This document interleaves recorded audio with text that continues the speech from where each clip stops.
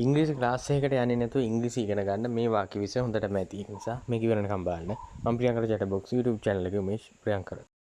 I am not really happy with your behavior. Behavior කියලා කියන්නේ මොකද්ද? Behavior කියලා කියන්නේ අපි හැසිරීම කියන එක. I am not really happy with your behavior. මම ඔයාගේ හැසිරීමට පොඩ්ඩක්වත් කැමති නෑ කියන එක තමයි මෙතන කියන්නේ. කෙනෙක් හොඳින් හැසිරුණොත් විතරනේ අපි කැමති, නරක හැසිරීමක් තිබොත් අපිට යා එපා වෙනවා, කලකිරෙනවා යා ගැන. I am not really happy with your behavior.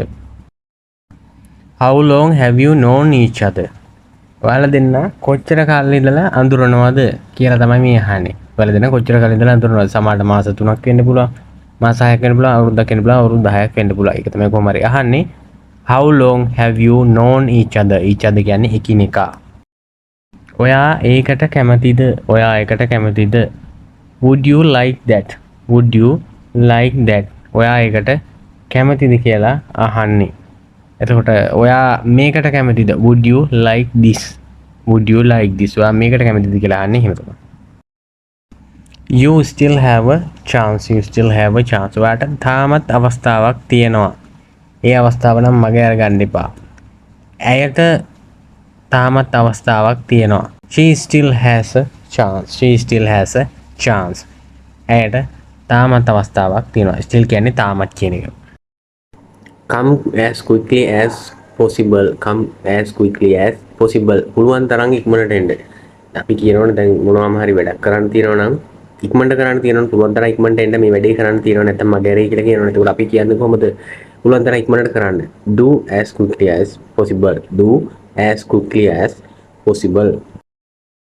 I will give you a call around 3. 3ට විතර මම ඔයාලට කෝල් එකක් ගන්නම්. මම 3ට විතර කෝල් එකක් ගන්න. මොකද මම මේ වෙලාවේ වැඩනේ. මේ වෙලාවේ ෆ්‍රී වෙනවා. ඒක නිසා මට 3ට විතර කෝල් එකක් ගන්න පුළුවන්. I will give you a call around 3. මම 3ට විතර කෝල් එකක් ගන්නම්. ඒ වගේ වෙලාව වෙනස් කර කර ආදේශ කරලා අපිට කියන්න පුළුවන්.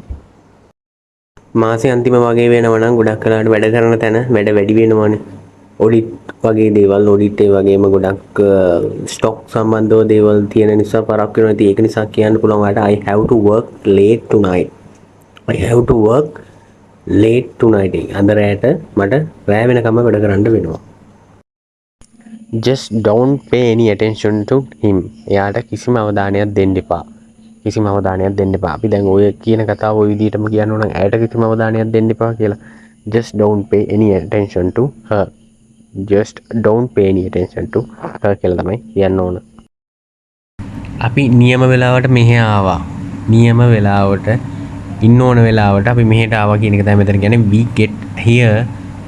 We got here just in time. Just in time. හරියටම හරි වෙලාවට මෙහෙට ආවා කියන කතාව තමයි මේ කියන්නේ. got කියන එකෙන් අදහස් වෙන්නේ ආවා කියන එක. got. I know you are a responsible man. I know you are a responsible man. මම දන්නවා ඔයා වගකීම් සහිත පුද්ගලයෙක් කියලා. වගකීම් සහිත පුද්ගලයෙක් කියලා.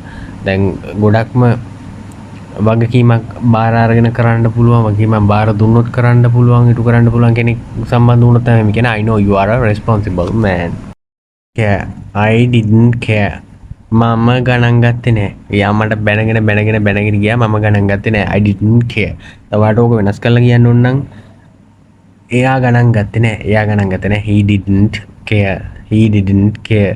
ඇය ගණන් ගත්තේ නෑ. She didn't care. එහෙම තමයි කියන්න ඕන. I will lend you that. I will lend you that. මෙතන lend කියලා අදහස් කරන්නේ ණයට දීමක්.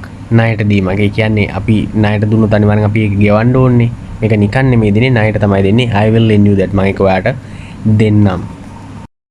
She will be worried. She will be worried කියලා කියන්නේ එයා කනසල්ලටපත් වෙයි. එහෙම නැත්නම් එයා දුක හිතේ, යාට දුක හිතේ කියන කතාව. She will be worried. ඒකට අපි ඒකට වෙනස් කරලා කියන්න ඕන නම් he will be worried. ඔහු කනසල්ලටපත් වෙයි. එයා දුකටපත් වෙයි කියන එක තමයි මෙතනින් කියන්නේ. You must obey him. You must obey him. Obey him කියලා කියන්නේ ඔයා එයාට කීකරු වෙන්න ඕනේ. ඔයා එයාට කීකරු වෙන්න ඕනේ. දැන් කවුරු හරි කෙනෙක් කියන දෙයකට අවනත වෙනවා කියන එක තමයි කීකරු වෙනවා කියලා කියන්නේ. කීකරු වෙන එක තමයි ගොඩක්ම හොඳ. කීකරු නොවි මුරණ්ඩු වෙන එක හරිම නරක පුරුද්දක්. You must obey him. ඔයා එයාට කීකරු වෙන්න ඕනේ. A friend of hers told me that. A friend of hers told me that. එයාගේ යාළුවෙක් මට ඒක කිව්වා. එයාගේ යාළුවෙක් මට ඒක කිව්වා. අපි සමහර වෙලාවට ඒ වගේ වාක්‍ය කියනවනේ. එයාගේ යාළුවෙක් තමයි මට ඒක කිව්වේ. A friend of mine told me that. මගේ යාළුවෙක් ඒක මට කිව්වා. මගේ යාළුවෙක් ඒක මට කිව්වා. ඒ වගේ වෙනස් කරලා ඔයාලට හදලා කියන්න පුළුවන්. A friend of hers told me that. එයාගේ යාළුවෙක් මට ඒක කිව්වා.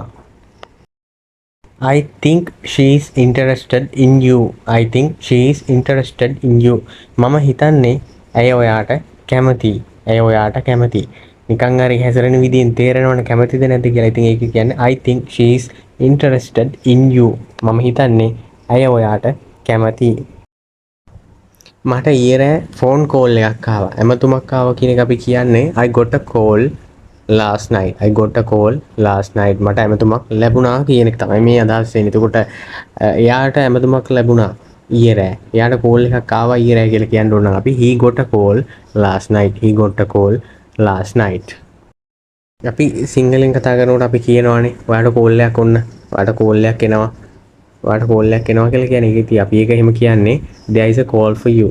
There is a call for you කියලා තමයි අපි කියන්නේ. ඔයාට කෝල් එකක් රින් එනවා. ඔයාට ඇහෙනවා. ඒක ඔයා වෙන කෙනෙක්ට කියනවා. ඔයාට කෝල් එකක් එනවා. එහෙම නැත්නම් ඇමතුමක් එනවා කියලා. There is a call for you. There is a call for you. අපිට කියන්න ඕනේ කියලා හිතන්නකෝ ඔයාගේ තාත්තා ලයින් එකේ ඉන්නවා. කියන්නේ ෆෝන් කෝල් එකේ ලයින් එකේ ඉන්නවා. අපි ඔයාගේ තාත්තා ලයින් එකේ ඉන්නවා. ඒ කියන්නේ ඔයා වෙන කෙනෙක් ආන්සර් කරනවා ෆෝන් එක. හැබැයි ආන්සර් කරලා එයා ලයින් එකේ ඉන්න අතරතුරේ ඔයාට බය දෙනවා ඔයාට කතා කරනවා කියලා. Your father is on the phone. ඔයාගේ තාත්තා ලයින් එකේ ඉන්නේ. Your father is on the phone. Your mother is on the phone. ඔයාගේ අම්මා ලයින් එකේ ඉන්නේ. එහෙම කියලා අපි ෆෝන් කෝල් සම්බන්ධව මේ වගේ කතා කරනවා කියන්නේ එහෙම තමයි. Your father is on the phone. ඔයාගේ තාත්තා ලයින් එකේ ඉන්නේ. ඔයාගේ තාත්තා ඇමතුමේ ඉන්නේ.